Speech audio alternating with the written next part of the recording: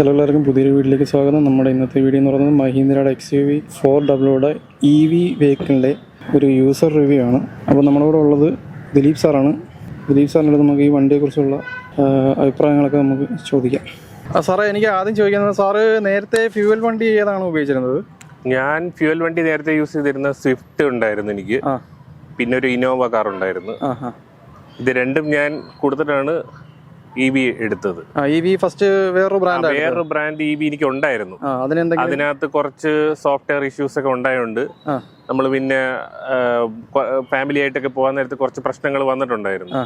വണ്ടി സ്റ്റക്കായി, പിന്നെ അത് സർവീസ് സ്റ്റേഷനിൽ കൊണ്ടുപോയി, പിന്നെ കുറെ നാളത് കിട്ടാൻ വെയിറ്റ് ചെയ്ത്, അങ്ങനെയൊക്കെ വന്ന് കുറെ ഇഷ്യൂസ് വന്നപ്പോഴത്തേക്ക് നമ്മൾ വേറെ EV ബ്രാൻഡിലേക്ക് നോക്കി വന്നപ്പോഴത്തേക്കാണ് മഹീന്ദ്രയെ പറ്റി അറിഞ്ഞത്. മഹീന്ദ്രയെ പറ്റി എനിക്ക് കുറച്ച് റെക്കമെൻഡേഷൻസ് കിട്ടിയിട്ടുണ്ടായിരുന്നു. നമ്മൾ ടെസ്റ്റ് ഡ്രൈവ് ഒക്കെ എടുത്തു. അതിനുശേഷം കംഫർട്ടബിൾ ആണെന്ന് തോന്നി നമ്മളത് ഓപ്റ്റ് ചെയ്ത് പർച്ചേസ് ചെയ്തു. സാർ ഇപ്പോൾ ഇത് എടുത്തിട്ട് എത്ര നാളായി? ഇപ്പം ഞാനിപ്പോ എടുത്തിട്ട് 3-4 മാസമായി കാണും. 4 മാസം. ഏകദേശം 9000 കിലോമീറ്റർ ഞാൻ കവർ ചെയ്തു. 4 മാസം ഞാൻ നല്ല സാറ്റിസ്ഫൈഡ് ആണ് യൂസ് ചെയ്തിട്ട്. നല്ല പെർഫോമൻസ് ആണ്. ഇവിടെ സർവീസ് ഒക്കെ എങ്ങനെയുണ്ട് മഹീന്ദ്രയുടെ സർവീസും കുഴപ്പമില്ല, നല്ലതാണ്. നമ്മൾ ഇന്ന് ഒരു ദിവസം വെയിറ്റിംഗ് പീരീഡ് ഒന്നും അധികം വരത്തില്ല. 1-2 ദിവസം കൂടി പോയാൽ നമുക്ക് ടോക്കൺ ഒന്നും എടുക്കുക, അങ്ങനെ ടോക്കൺ അത് ഓൺലൈൻ ബുക്ക് ചെയ്യാം. നമുക്ക് അപ്പോയിന്റ്മെന്റ് പ്രീ ബുക്ക് ചെയ്ത് പോവാം. പ്രീ ബുക്ക് ചെയ്ത് നമ്മൾ ആ ടൈമിന് കൊണ്ട് ഡെലിവർ ചെയ്താൽ മതി. പിന്നെ അവര് 1-2 ദിവസത്തിനകത്ത് തരും. ഇപ്പൊ നിലവില് നമുക്ക് ഇതുവരെ എന്തെങ്കിലും കംപ്ലൈന്റോ കാര്യങ്ങളോ ഒന്നും ഒരു കംപ്ലൈന്റും എനിക്ക് മറ്റ് ഞാൻ പറഞ്ഞില്ലേ, എനിക്ക് വേറെ EV ബ്രാൻഡ് ഉണ്ടായിരുന്നു. അത് വെച്ച് കമ്പയർ ചെയ്ത് നോക്കപ്പം ഒരു ഇഷ്യൂസും എനിക്ക് ഇതുവരെ ഫീൽ ചെയ്തിട്ട് വന്നിട്ടില്ല. മാത്രമല്ല, എനിക്ക് നല്ല റേഞ്ചും കിട്ടുന്നുണ്ട് മറ്റേ വെച്ച് കമ്പയർ ചെയ്യുമ്പോൾ. സാറിന് കറക്റ്റ് ആയിട്ട് എത്ര റേഞ്ച് ആയിരിക്കും ഇപ്പം നിലവിൽ കിട്ടുന്നത്? ഞാൻ ഇത് ലോങ് ഡ്രൈവില് പോവാൻ നേരത്തെ എനിക്ക് 350 വരെ കിട്ടിയിട്ടുണ്ട്. 350 വരെ 100% ചാർജിന്. പിന്നെ ഈ സിറ്റി ഓട്ടത്തില് എനിക്ക് 280 to 300. നമ്മൾ AC ഇട്ടോണ്ടാണ് അത്രയും? AC ഇട്ടുണ്ട്. നോർമൽ ഡ്രൈവ് പോലത്തെ AC ഇട്ട് നല്ല ഫാമിലി മെമ്പേഴ്സ് ഒക്കെ ആയിട്ട് ACയും പാട്ടും മ്യൂസിക്കും ഒക്കെ ഇട്ട് പോയിട്ടുള്ള അച്ചീവ്മെന്റാണ് ഞാൻ പറഞ്ഞത്. നല്ല കംഫർട്ടാണ്. ലോങ് റൈഡ് ഇതുവരെ എവിടെ പോയിട്ടുള്ളത്? ലോങ് ഡ്രൈവിൽ ഞാൻ എറണാകുളം പോയിട്ടുണ്ട്, പിന്നെ കന്യാകുമാരി വരെ പോയിട്ടുണ്ട്. കന്യാകുമാരി അതാണ് അതുവരെയാണ് ഞാൻ ഇത്രയും നാളില്. കന്യാകുമാരി മിക്ക വീക്കിലി ഒരു വട്ടം പോകും. ഞാൻ കന്യാകുമാരി പോകുന്നുണ്ട്. ഞങ്ങളെ വർക്ക് അവിടെ ആയതുകൊണ്ട് പോയി വരുന്നുണ്ട്, എല്ലാ ആഴ്ചയും പോയി വരുന്നുണ്ട്. അപ്പൊ 350 കൺസിസ്റ്റന്റ് ആയിട്ട് കിട്ടുന്നുണ്ട്.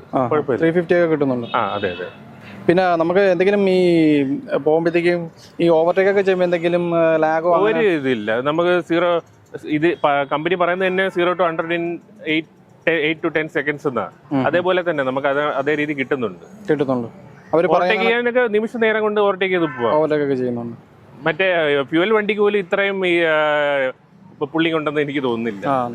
അപ്പൊ സാറേ, ഇപ്പം നമുക്ക് ഇപ്പം ഇതില് ഫാസ്റ്റ് ചാർജ് ഒരു വട്ടം ചെയ്ത പിന്നെ സ്ലോ ചാർജ് ചെയ്യുന്നതിന്റെ അതൊക്കെ എങ്ങനെയാണ്? കമ്പനി അതിനെപ്പറ്റി പറയുന്നത് വെച്ച് കഴിഞ്ഞാൽ, നമ്മൾ വെളിയിൽ നിന്ന് ഒരു ഫാസ്റ്റ് ചാർജ് കൊടുക്കുവാണെങ്കിൽ ഒരു 2 വട്ടമെങ്കിലും ഒരു സ്ലോ ചാർജിങ് വീട്ടിൽ നിന്ന് ചെയ്യുന്നത് നല്ലതായിരിക്കും. ഇതിന്റെ ബാറ്ററി ഹെൽത്തിന് നല്ലതായിരിക്കും എന്നാണ് കമ്പനി നമുക്ക് റെക്കമെൻഡ് ചെയ്തത്.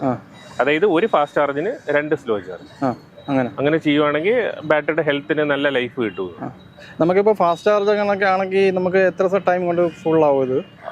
ഫാസ്റ്റ് ചാർജ് ആണ് ഇത് വിത്തിൻ 40 minutes കൊണ്ട് നമുക്ക് ഒരു 25 to 100 അല്ല 90 25 to 90 നമുക്ക് 100 ഒക്കെ ആവണമെങ്കിൽ 100 ആവണമെങ്കിൽ ഈ EVയുടെ വെളിയിൽ നിന്നുള്ള ചാർജിങ്ങിന്റെ മെയിൻ പ്രശ്നം എന്ന് പറഞ്ഞാൽ 90 to 100 ആവാൻ കുറച്ച് ടൈം എടുക്കും. 90 to 100 എപ്പോഴും സ്ലോ ആയിട്ടേ വരത്തുള്ളൂ. മിക്കപ്പോഴും നമ്മൾ 90 വരെ ആക്കിയിട്ട് അങ്ങ് എടുത്തോണ്ടങ്ങ് പോകും. സ്ലോ ആണെങ്കിൽ, സ്ലോ ചാർജ് ആണെങ്കിൽ എങ്ങനെയാണ്? സ്ലോ ചാർജ് ആണെങ്കിൽ എനിക്ക് ഒരു 10 മണിക്കൂർ പറ്റും. 10 മണിക്കൂർ 20 to 100 ആവണമെങ്കിൽ. സ്ലോ ചാർജ് വീട്ടിലെ മിക്കവാറും ചെയ്യുന്നത്. അപ്പൊ കറണ്ട് ബില്ലൊക്കെ എങ്ങനെയാണ് ഇതിന്റെ വരുന്നത്? ഇപ്പം കറണ്ട് ബില്ല് അധികം ഒന്നും വരുന്നില്ല. എനിക്ക് 2 മാസത്തില് 2000 രൂപയ്ക്ക് അധികം വരുന്നത്. 2000 രൂപ അധികം. നോർമൽ യൂസേജ് വെച്ച് നോക്കപ്പം 2000 രൂപയ്ക്ക് ബില്ല് അധികം വരുന്നുള്ളൂ. എന്തുകൊണ്ട് ലാഭം തന്നെ. കിലോമീറ്ററിന് കണക്കൂട്ടി നോക്കുമ്പോൾ കിലോമീറ്ററിന് 1 രൂപ വെച്ചേ വരുന്നുള്ളൂ. അതുപോലെ നമ്മൾ ഇപ്പൊ 2 വീലറിൽ പോകുന്നതിന്റെ ഒരു പർപ്പസിന് നമുക്ക് ഒരു കാറിൽ തന്നെ പോവാല്ലേ? പിന്നെ അല്ല, 2 വീലറിൽ പോകുന്ന ഒരു കമ്പയർ ചെയ്യുവാണെങ്കിൽ ഫാമിലി ആയിട്ട് വെയിലും മഴയും കൊള്ളാതെ നമുക്ക് ഒരാളായെങ്കിലും കുഴപ്പമില്ല. 2 വീലറിന് വേറൊരു കാറിനകത്ത് തന്നെ കംഫർട്ടായിട്ട് പോവാം. അതെ. അതെ. സാറേ, ഇതിന്റെ സ്പേസിന്റെ ഒക്കെ എങ്ങനെയാ? സ്പേസ് എന്ന് പറഞ്ഞു കഴിഞ്ഞാൽ ഞാൻ പറഞ്ഞില്ലേ വേറെ ബ്രാൻഡ് ഞാൻ യൂസ് ചെയ്തിരുന്നത്, അതിനെയൊക്കെ വെച്ച് കമ്പയർ ചെയ്യുമ്പോൾ ഇത് നല്ല സ്പേഷ്യസാ. ഇതിനകത്ത് ഇന്ന് ഡ്രൈവ് ചെയ്യുമ്പോൾ ഒരു ലക്ഷറി ഫീലാ നമുക്ക്. നല്ല സ്പേഷ്യസാ, ഡിക്കിയും ബൂട്ട് സ്പേസും ഒക്കെ നല്ലതാണ്. പാസഞ്ചർ സൈഡ് പാസഞ്ചർ സ്പേസും നല്ലതാ, നല്ല ലെഗ് സ്പേസും കാര്യങ്ങളും, നല്ല ലെഗ് സ്പേസും ഉണ്ട്. നല്ല കംഫർട്ടായിട്ട് എവിടെ പോയാലും ഡ്രൈവ് ചെയ്ത് പോയിട്ട് വരാം. സസ്പെൻഷനൊക്കെ നല്ലതാ, സസ്പെൻഷനൊക്കെ നല്ലതാ. എല്ലാം കൊണ്ട് നമുക്ക് വർത്താണ് ഇത്. നമ്മളെ മണിക്ക് നമ്മൾ സ്പെൻഡ് ചെയ്യുന്നതിന് ഓരോ പെനിക്ക് ഇത് വർത്താണ്. സാറേ ഇതിൽ ഏത് മോഡൊക്കെയാണ് കൂടുതലും യൂസ് ചെയ്യുന്നത്? ഇതില് ബേസിക്കലി 3 മോഡുണ്ട്. ഒന്ന് ഫൺ മോഡ്, ഒന്ന് ഫാസ്റ്റ് മോഡ്, ഒന്ന് എക്സ്ട്രീംലി ഫാസ്റ്റ്. നമ്മൾ ഫൺ മോഡ് എന്നൊക്കെ പറഞ്ഞാൽ പൊതുവേ നമ്മൾ സിറ്റി ഓട്ടത്തിൽ ഫൺ മോഡൊക്കെ ഇട്ട് ഓട്ടിച്ചാൽ എഫക്റ്റീവ് ആയിരിക്കും. പിന്നെ ഫാസ്റ്റ് മോഡ് നമ്മൾ ലോങ് ഡ്രൈവിനൊക്കെ ഇപ്പോൾ ഫാസ്റ്റ് മോഡും എക്സ്ട്രീംലി ഫാസ്റ്റും ഒക്കെ ഇട്ട് നല്ല കത്തിച്ച് വിടാം. ഫൺ മോഡ് മിക്കവാറും ഇച്ചിരി ട്രാഫിക് ഉള്ള ഏരിയയിലൊക്കെ ഇട്ട് ഓടിക്കുന്നത്. അപ്പൊ ഇങ്ങനെ എഫക്റ്റീവ്ലി യൂസ് ചെയ്ത് കഴിഞ്ഞാൽ നല്ല റേഞ്ച് കിട്ടും. ഫണ്ണും ഫാസ്റ്റും ഒക്കെ മാറി മാറിയൊക്കെ ഇട്ട് ഓടിച്ചാൽ മതി. അപ്പൊ നമ്മുടെ ഓടിക്കുന്ന ആളുടെ ആ ഒരു രീതി അനുസരിച്ചിരിക്കും. അതെ അതെ അതെ അതെ. ഇതിന് പ്രത്യേകിച്ച് എല്ലാ EV വണ്ടിക്കും ഓടിക്കേണ്ട ഒരു പാറ്റേൺ ഉണ്ട്. എല്ലാ വണ്ടിക്കും ഒരു സോഫ്റ്റ് ടച്ച് ആയിട്ടാണ് ഇത് പോകേണ്ടത്. ഇതിന്റെ ആക്സിലറേഷനും ബ്രേക്കുവേ പെട്ടെന്ന് കയറി ചവിട്ടാനൊന്നും പാടില്ല. ഒരു സോഫ്റ്റ് രീതിയിൽ ടച്ച് ചെയ്ത് ഒരു സ്മൂത്ത് ആയിട്ട് പോവുകയാണെങ്കിൽ നല്ല റേഞ്ച് കിട്ടും. അതാണ് സാറേ. നമുക്ക് സാറേ ഈ ഫ്യൂവലിൽ നിന്ന് നമുക്ക് ഇലക്ട്രിക്കിലോട്ട് വന്നപ്പം എന്തെങ്കിലും ഒരു ഇതുണ്ടായിട്ടുണ്ടോ? ഒരു പ്രത്യേകത അല്ലെങ്കിൽ ഓടിക്കാൻ ആദ്യം ഒരു ആദ്യമൊക്കെ നമ്മൾ ഫ്യൂവലിൽ നിന്ന് നമ്മൾ ആ ഒരു രീതിയിലായിരിക്കുമല്ലോ ഇതിന്റെ ഡ്രൈവിംഗ് ചെയ്യുന്നത്. അതെ അതെ. അപ്പം ഫ്യൂവലിൽ നിന്ന് കൺവേർട്ട് ചെയ്ത് EVയിലേക്ക് വന്ന് നമ്മൾ ആദ്യം ഓടിക്കുമ്പോഴേക്ക് റേഞ്ച് കിട്ടത്തില്ല. അപ്പൊ നമ്മൾ നമ്മൾ എടുത്തതിന്റെ ഒരു ഗുണമില്ലാത്തതാണ് തോന്നുന്നു.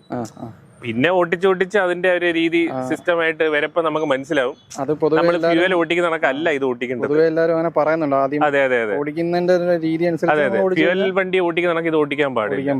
നമ്മൾ കുറച്ചും കൂടെ കെയർ കൊടുത്ത് ഓടിച്ചാൽ നല്ല. പിന്നെ അതങ്ങ് നമ്മളങ്ങ് അഡാപ്റ്റ് ആവും. ആ രീതിയിലേക്ക് നമ്മളങ്ങ് മാറി വരും. നമ്മൾ കുറച്ച് ഓടിച്ചാൽ മതി, അപ്പത്തേക്ക് ഇതിന്റെ സിസ്റ്റം മനസ്സിലാവും. പിന്നെ നമുക്ക് റേഞ്ച് കിട്ടി തുടങ്ങുന്നത്. സാറേ ഇതിന്റെ റീജനറേഷൻ അതൊക്കെ എങ്ങനെയാണ്? ഇതിന്റെ റീജനറേഷൻ എന്ന് പറഞ്ഞാൽ നമ്മളൊരു ഇതിന്റെ ഓഡോമീറ്ററിൽ തന്നെ നമുക്ക് കാണാൻ പറ്റും റീജനറേറ്റ് ചെയ്യുന്ന സമയത്ത്. നമ്മൾ ഓട്ടിച്ച് നമ്മൾ ഈ ബ്രേക്ക് ഒക്കെ എടുക്കപ്പോഴാണ് പൊതുവേ ഇത് റീജനറേറ്റ് ചെയ്യുന്നത്. അപ്പം നമ്മൾ ആ നല്ല സ്പീഡിൽ പോയിട്ട് ബ്രേക്ക് ഒക്കെ എടുക്കുമ്പോൾ അതിന് ഒരു റീജനറേഷൻ അതിനകത്ത് വരും. അപ്പൊ അത് ആ ഒരു രീതിയിൽ നമ്മൾ ഓട്ടിച്ച് പോവുകയാണെങ്കിൽ നല്ല റേഞ്ച് കിട്ടുന്ന രീതിയിൽ നമുക്ക് പോകാം. റീജനറേഷൻ ഒക്കെ ഇതിനകത്ത് നമുക്ക് കാണാൻ പറ്റും എങ്ങനെ വരുന്നുണ്ടോ, റീജനറേഷൻ മോഡിലാണോ ഓടുന്നത്. നമുക്ക് ആ റീജനറേഷൻ വരുമ്പോഴത്തേക്ക് നമുക്കൊരു എന്തോ ഒരു ബ്രേക്ക് പിടിക്കുന്ന അങ്ങനെയൊന്നും തോന്നുന്നില്ല. വണ്ടി സ്മൂത്ത് ആയിട്ട് തന്നെ പോകുന്നുണ്ട്. അതിന് ഡിഫറൻസ് ഒന്നും വരില്ല.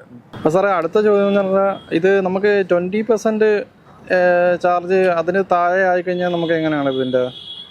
ഞാനിത് 12% വരെ താഴെ കൊണ്ടുപോയിട്ടുണ്ട്. കൊണ്ടുപോയിട്ടുണ്ട്. അപ്പോഴത്തേക്കും വലിയ വ്യത്യാസങ്ങളൊന്നും അറിയുന്നില്ല. പവറും എല്ലാം AC എല്ലാം ഇട്ട് നമുക്ക് ഓടിക്കാം. പിന്നെ ഞാൻ കേട്ടിട്ടുള്ള 10 താഴെ വന്നു കഴിഞ്ഞാൽ ഇച്ചിരി നമുക്ക് 60ക്ക് മുകളിൽ പോകാൻ പറ്റത്തില്ല. അതിന്റെ സ്പീഡ് കുറയും, പവർ കുറയും. പവർ കുറയും. പിന്നെ 5% താഴെ വന്നു കഴിഞ്ഞാൽ ഇത് എനിക്ക് തോന്നുന്നു 40ക്ക് മുകളിൽ പോകാൻ പറ്റത്തില്ല. അപ്പം എന്നാലും മാക്സിമം അത് നല്ല ഡിസ്റ്റൻസ് വരെ കൊണ്ടുപോകും. നമ്മൾ മാക്സിമം 20% ഒക്കെ ആകുമ്പോഴത്തേക്ക് ഒരു ചാർജിങ് സ്റ്റേഷൻ കണ്ടെത്തി ചാർജ് ചെയ്യുക. അതാണ് ഏറ്റവും നല്ലത്. ആ ഒരു 12% ഒക്കെ ആയാലും നമുക്ക് കഴിവത് എത്ര കിലോമീറ്റർ ഒക്കെ ബാലൻസ് ഓടാ? 12% ആണെങ്കിലും ഇതിന്റെ ഒരു പെർഫോമൻസ് വെച്ചൊരു 35-40 വരെ പോവാം. അപ്പൊ നമുക്കൊരു അടുത്തൊരു സ്റ്റേഷൻ ചാർജിങ് സ്റ്റേഷനിൽ അതിൽ കൂടുതൽ കാണുമായിരിക്കും അല്ലേ? അതിൽ കൂടുതൽ നമുക്ക് അതിനകത്ത് ഏതെങ്കിലും ചാർജിങ് സ്റ്റേഷൻ കണ്ടെത്താം. നമ്മളിത് 20% ആകുമ്പോഴത്തേക്ക് തന്നെ നമ്മൾ ഏതെങ്കിലും കണ്ടെത്തുന്നതാണ് നല്ലത്. അടുത്തുള്ള സ്റ്റേഷനിൽ പോയി 20% എന്ന് പറയുമ്പോൾ തന്നെ ഒരു 10-75 കിലോമീറ്റർ പോകാൻ കിട്ടും. സാറേ അടുത്തതെന്ന് വെച്ചാലേ നമ്മുടെ ഇത് വണ്ടി നമുക്ക് EV വണ്ടിയൊക്കെ ചാർജിങ് സ്റ്റേഷൻ കുറവല്ലേ? അപ്പോൾ നമുക്ക് നമ്മളിപ്പോ ഒരിടത്ത് ചെല്ലുമ്പോഴത്തേക്കും ചിലയിടത്ത് ബിസി ആയിരിക്കും. നമുക്കൊരു ഇതിന് ഒരു പ്ലഗ് ഷെയർ എന്ന് പറഞ്ഞൊരു ആപ്പ് ഉണ്ട്. അപ്പൊ ആപ്പ് നമ്മൾ ഡൗൺലോഡ് ചെയ്ത് നമ്മൾ പോകുന്ന റൂട്ടിൽ അത് ഒന്ന് എടുത്ത് നോക്കിയാൽ നമുക്ക് അറിയാൻ പറ്റും അടുത്തുള്ള സ്റ്റേഷൻസ് എവിടെയൊക്കെയാണ് ചാർജിങ് സ്റ്റേഷൻ.